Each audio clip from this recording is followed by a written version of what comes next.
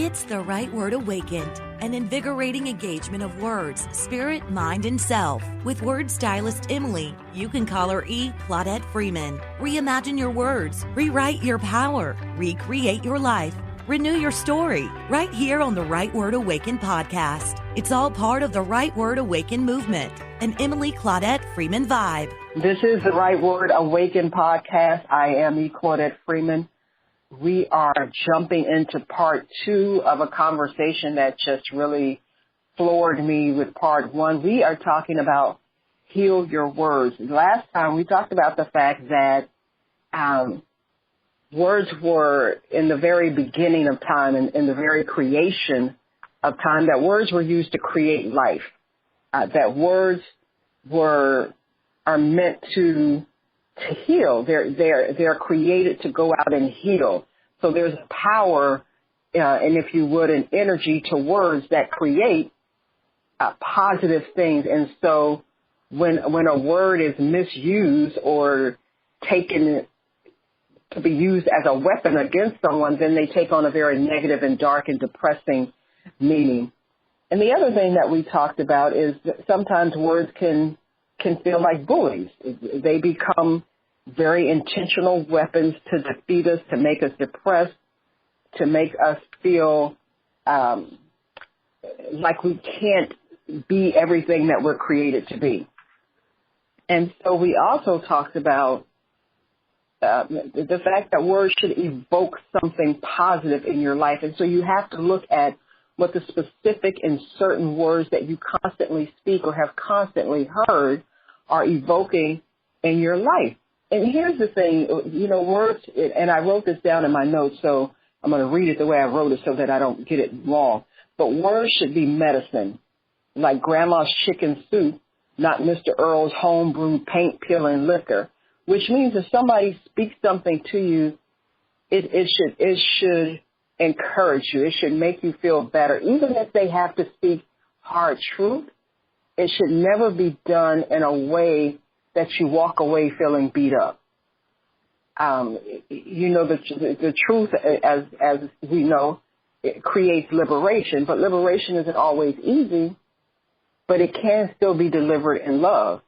And so we have to be mindful of that. And words have the absolute power to stimulate the state of being associated with them. So I shared on the last show that for me that word failure was a word that needed to be healed. But because I had such a negative view of that word failure, everything that I had and that I was holding to be truth about the negativity of failure was associating itself with everything in my life, with finances, with being a parent, with being a business owner, with being a writer. Everything in my life would reek of failure because I had such a negative concept of what that was, as opposed to seeing it as something that simply says reassess, re-strategize, think about why that happened, move forward differently. And so we're going to jump into the discussion today. I'm welcoming back Audra Coates-Hudson and E. Shante Watson to the conversation. Welcome back, ladies. Thank you so much for putting up with me. So at the end of the last show, both of you had really good things. Shantae's word to be healed is be nothing. Be nothing. And that is something I've heard people say that to their children. I've heard people say that to other adults, and I cringe every time I hear it. So talk to me about be nothing in your life, Shantae, and how you healed it. Well, as a child, I heard that word from someone that you probably shouldn't hear that word from, and that is your mom. And I don't think she said it to be cruel. I think she said it more of to bring attention to the things that I was doing that probably looked like it would take me down a road where I wouldn't be anything. But the effect that it had on me is like every time something happens or it seems like a ceiling, so to speak, I think I hear her say, you're not going to be nothing. And even though I'm not as far as I would like to be, or I haven't accomplished some things that I feel that I should at this age in my life, those words still haunted me. And so I thought about the centurion man and how he told Jesus he can just send the word. And so in order for me to heal from that, every time it comes up, I'm just going to send that word into the abyss. So that, and it's just as much like, you know, the enemy will whisper some in your mind, and then you have to combat that with a positive. So I'm not so sure, maybe that word, the be nothing, didn't encourage me to be an encourager. So I had to fight that word. I've had to get prayer because of that word. I have to heal from that word. And so even as I saw it here, I just heard it, send it. Because you can send the word and it'll do things. So if I'm going to send it to the abyss, that's where I'm sending it so that it doesn't bother me anymore. It doesn't speak to my life because it's not a true word. Yes. That's powerful. That is so powerful. Shantae was talking about the be nothing and how she had to heal that word. And you said something that I think is so key. You said you have to send those words into the abyss. So it's almost like you have to tell those words, okay, you know what, you came, you did what you're supposed to do, so your assignment is over. Go on somewhere and sit down now.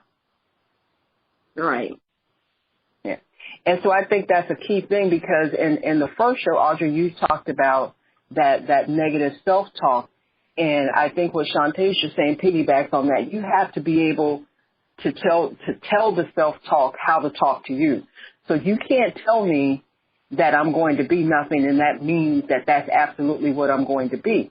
Mm-hmm. What I'm going to say to be nothing is I'm going to heal you so that hearing those words simply challenges me to try harder, to try more, to just be even more determined in what I set my heart and my intentions to. And so now for you, Audra, and I think the three of us can agree as women, this is a big one. This is a word that we probably all struggle with with healing, and that is submission. Submission. Yeah. So talk to me about why does that word submission need to be healed for you, Audra? Well, I like I opened a hornet's nest because I know it's such a huge word, but for me, just kind of in this season of life that I am in now, you know, I've always wanted to be a stay-at-home mom. I've always wanted to be an entrepreneur, and now I am both of those things. But going from working full-time and my husband and I sharing the responsibility of everything inside the home, that's not the case now because now he's outside of the home. He's working multiple jobs. I'm home with the baby. And so, you know, having to now take on all of the responsibility of all the cooking, all the cleaning, and not sharing anything like we used to, it was really hard for me to, you know, work with the baby all day, run my business, and then have my husband come home and say, and not in a harsh way, and he didn't mean anything by it, but you need to do something more than just sit around the house all day because the house wasn't clean. And I just it hurt me, and it made so much like just pride and all these things like come up in my heart thinking like, you have no idea how busy my day is, what I'm doing. I'm not just sitting around the house all day doing nothing. But the truth is that I am home. I can clean. I should clean. I need to work on my time managing abilities. But having to submit to that role now of, yes, I am working, but I'm also mom. There's also household duties, and I can't put my job and my work before my family because that's not honoring God if I do that. So not only am I having to submit, you know, to my role as mom, I'm also having to submit to God's word and making sure that I'm in alignment. And so there was a word that came up for me in a Bible study that just talked about, and it's from Colossians, where it says that, patience is long-suffering and has the power to endure whatever comes with good temper. And that was something that when I read that, and I'm upset, and I'm frustrated, that it just hit me in my heart and in my soul, where I said, oh, God, you're right.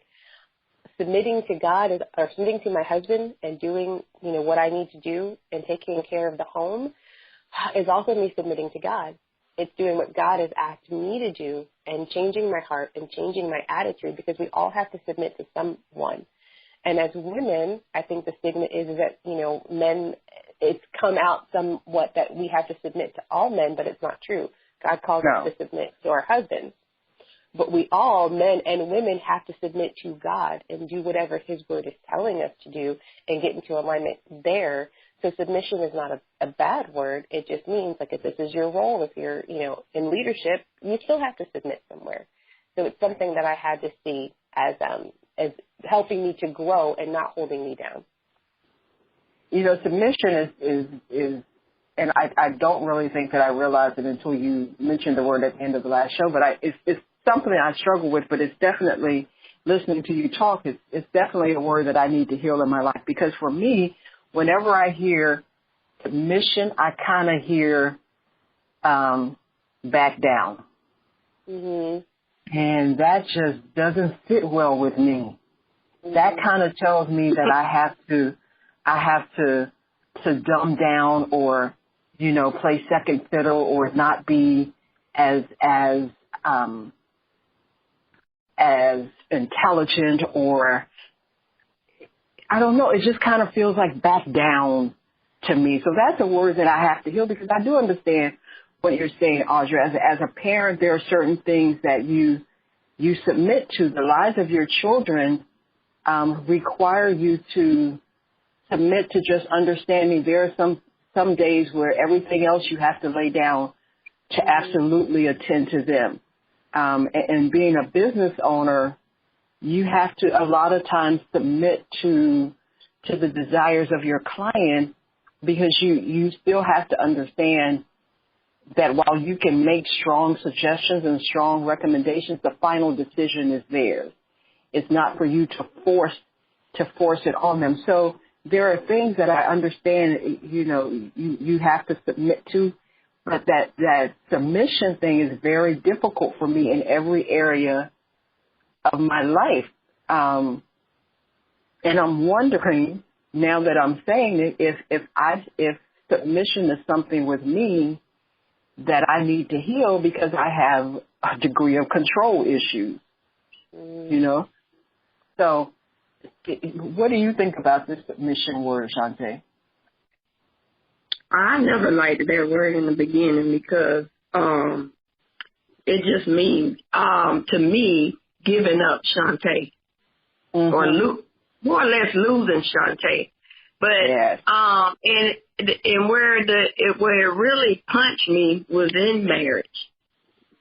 But I've since healed, thank God, from that word, because for me now to submit means to give myself to my husband in the things, and it doesn't mean that he's controlling and all those things, but it's just giving him me, submitting myself unto him, so that it can end up at a common goal. But because I didn't want him telling me what to do, and that was the problem I had with the whole word submission, because I felt like, when I left my mom's house, I left all telling of what to do. Mm-hmm. And so I think people misdefine the word submission, and if you don't see it the way God designed it, it will become a bad word.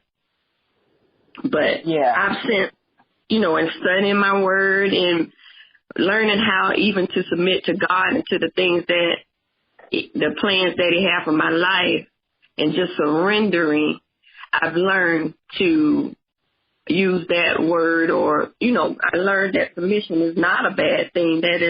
It's a good thing, even in my marriage. And once I've stopped bucking against or fighting because I don't want this man to tell me what to do, then I now see what God meant by the word submission.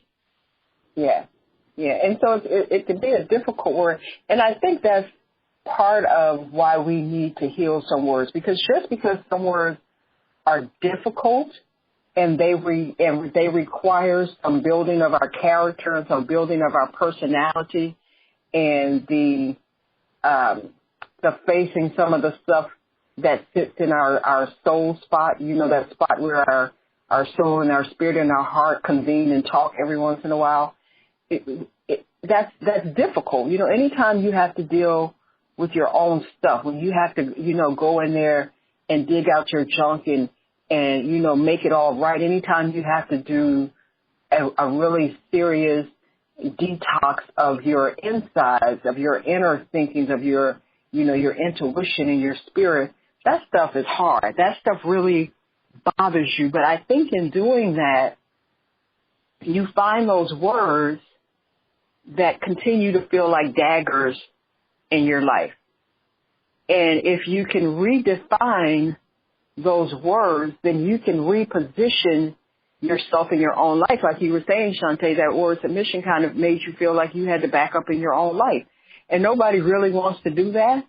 But I think sometimes backing up in your own life is necessary so that you can move forward more productively. And so let's take a quick break, and then we'll be back and we'll talk a little bit more about healing your words.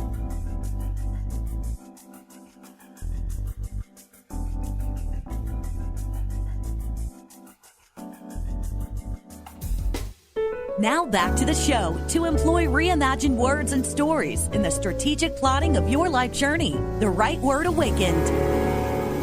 So going into the break, I was saying that sometimes it's necessary to back up in your own life. Sometimes it's necessary to submit to what your life is showing you so that you can move forward more productively. And so, Shantae, you minister to women. I know that you do journaling workshops where a lot of stuff comes up, because I've done those kind of things, and a lot of stuff comes up, and it's often the thing that kind of always shocks me in those settings is that the women didn't really know what was sitting inside of them until they start writing stuff out. And Audrey, you probably have experienced the same thing in spiritual coaching, because you don't really know what's sitting in there until you're put in a position where you and your words have a moment of intimacy. Mm-hmm. And you suddenly start really paying attention to your words. And so, Shantae, talk to us a little bit about how important is it in the healing your words thing that you take the time in your life to really get intimate with your words? It's very important. And a while ago, I had a journaling session where I told them, meet God at your journal. And because that's where I meet God. And that's where I'm able to pour out myself and pour out the things that's bothering me at the time. And like you say, sometimes you don't even know what's in there until you start pouring it out. But when I looked at my journal as a place where I meet God, I'm telling you, stuff just comes out. And so in dealing with women, in journaling, so much comes out. But that's the point of release for them. And it's a good thing. And when I did it for Abda, we're only supposed to mentor them about getting back into the business world. But I told the people, like, you can't even begin to get out there until you're free or you're healed inside. Yeah. And those women have gone through so much. So why not let me do a journaling session with them so that they can get this stuff out? And that's basically how journaling became a part for me. But it's important. It's so important that these words come out. And journaling is a good instrument. And I love the way you said to meet God at your journal, because that is so true. And I think that is why when you're journaling or when you're writing, because for me it happens when I'm journaling. It happens when I'm writing poetry. And poetry is really not something that I write for public consumption. It's therapeutic for me. But I'll go back and read something that I wrote and realize that there was such a release. There was such a liberation for me in what I wrote. So I love that you say, you meet God, meet God at your journal. And I think that's something that if we meet God at our journal, we'll meet ourselves on the other side of the page, And so, Audra, from a coaching perspective, based on what we've been talking about these couple of shows, what advice would you give women when it comes to healing these words and redefining the words that they've got going around in their head and that self-talk? One of the questions that I ask every single client as we're talking about different things is what's behind that? Because we'll say something, and then so-and-so said this and it made me feel like that, and we go through this whole long story and we're just sitting on the surface level. And I think that it's not a natural habit for a lot of people to dig deeper, which is why I love that you guys are talking about the journaling, because journaling kind of forces you to do some self-reflection and really kind of seeing what's behind that statement I just made. So if I have a client, dealing with negative words or negative self-talk, I just like to always ask them, like, what's behind that? And then it makes them kind of look a little bit deeper, and we come to the next level. And they'll talk a little bit more, and I'll say, okay, well, you just said this phrase. Can you unpack that for me? Tell me what that means to you. And once we start doing that, and I'm kind of guiding them to get deeper and deeper into that level, then they're finding out that there's so much, like you said, at the bottom of like this, almost this pool that's inside of our spirit. And once we get down there and start looking around and they start to, pick up things and understand things and hear things, then they start to say, okay, that's why, when somebody said that it hurt my feelings so bad, because I'm connecting it with this story or this experience. So my advice would be, if you're journaling, if you're not journaling, you should definitely start. That's going to definitely help you there. But just ask yourself when you're feeling those things, what's behind that? Why do I feel like that? Why does that make me, get hurt or make me feel prideful or make me resist? What's behind there? And then again, like I said, always, always, always replace what is not true with the truth. That is my number one thing that I do in my life. When I know that I'm believing something that's not true, I got to go find out what the truth is, so then I can start to say, no, that is a lie. This is what's true, and this is what I'm going to speak and bring into my heart, into my life, because I want to focus on the truth. Now, for someone that's listening, Audra, and I'll throw this question out to both of you, because if you've bought into the negative self-talk for so long and you bought into believing what you've heard from everybody throwing these words that they've made stick at you for so long, how do you know what's truth and what's not for you? Or how can you determine what's truth and what's not for you? Well, for me personally, the Bible is truth. When I go and I read what the Word says, and I understand, like, okay, maybe, I feel like I'm a bad person because I've done these things in the past, or maybe I feel like this. The Bible says, in Christ, you are a new creation. So when I, feel that condemnation for things that I've said or I've done or people have put on me, I can say, no, this Word says I'm a new creation. Old things have passed away. All things are new. So for me, that's where I go to find truth. And I think, and I also think that it helps to have wise counsel, to have people around you that really know you and kind of, like you were saying, Audrey, the people that know your mistakes, the people that knew you at your lowest, that have seen you at your highest, that have seen you, on those, during those valleys in between, who can give wise counsel in the right kind of temperament and in the right spirit. And that's important. A friend of mine tells me all the time, it's not easy to to minister to you and to you know, to give you advice. And I say to her, that's not necessarily true, but I'm very mindful of who it's coming from. Right. All right. Of who it's coming from. And if this is someone that, you know, is trying to give me quote unquote wise counsel, but you've never dealt with me in that manner before, and I know that your words have been very sharp and very negative to me before, or I feel that, you know, as my great aunt used to say, when I know in my knower that you're not coming right, then I'm you know, I'm a little bit concerned with how and whether or not I'm going to receive information from you. So I think it definitely helps that you have wise counsel as well. And so, ladies, I think it's important, you know, that we, again, just remind people to be mindful of your words, because words have the power to stimulate the state of being associated with them. Because they do, make sure that you're speaking words that are full of life, that are full of positivity, that are full of energy, that are evoking wonderful creation. Words should be medicine.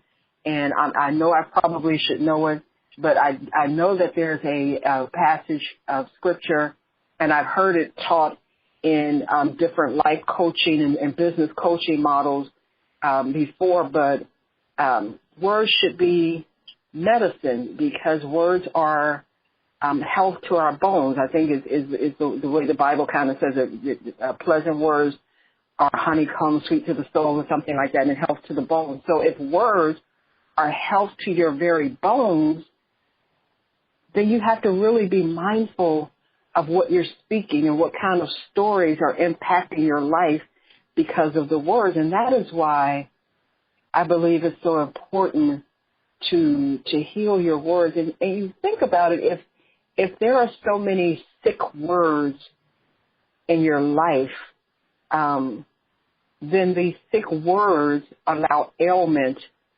to perpetuate in your life, whether it's perpetuating in your relationships, in your business, in your spiritual walk, in the way you love yourself, in the way you talk to yourself.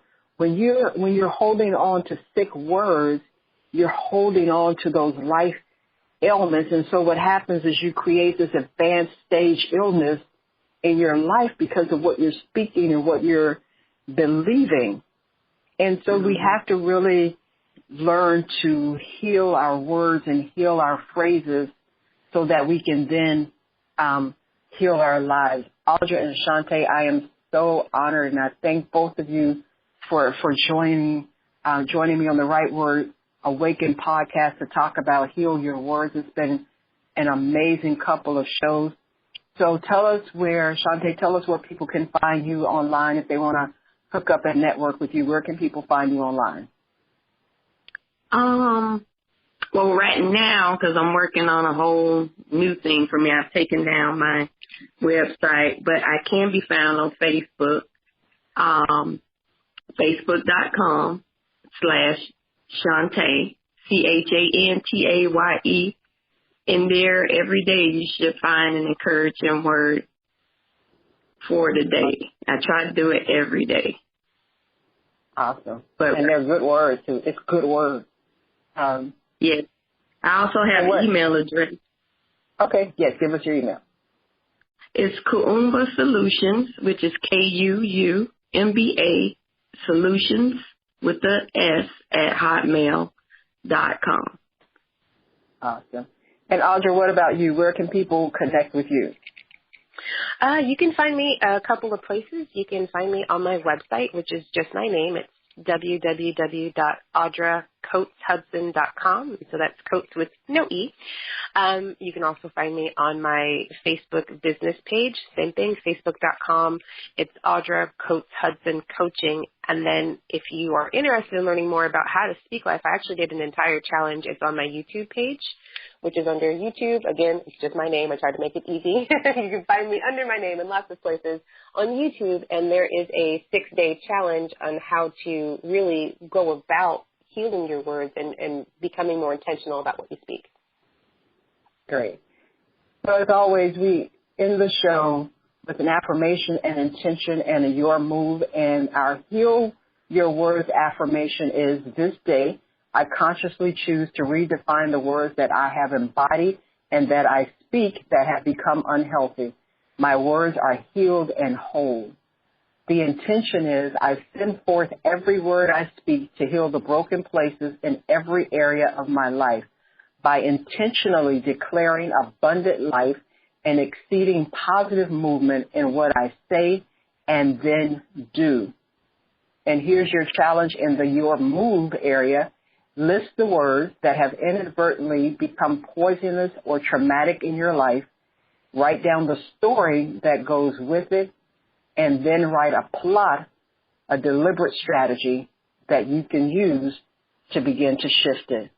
Thank you so much for joining us on the Right Word Awaken. Our next show, we're welcoming Elder Vicki Kennedy Johnson, and we're going to talk about your soul and your story. So that's going to be an amazing conversation. Until the next time, God bless you. You've been listening to The Right Word Awakened, an invigorating engagement of words, spirit, mind, and self with word stylist Emily. You can call her e-claudette-freeman. Want more information? Visit www.e-claudette-literary.com. For sponsor, guest, and other show information, email rightwordawakened@e-claudette-literary.com. Until next time, tell your words to wake up.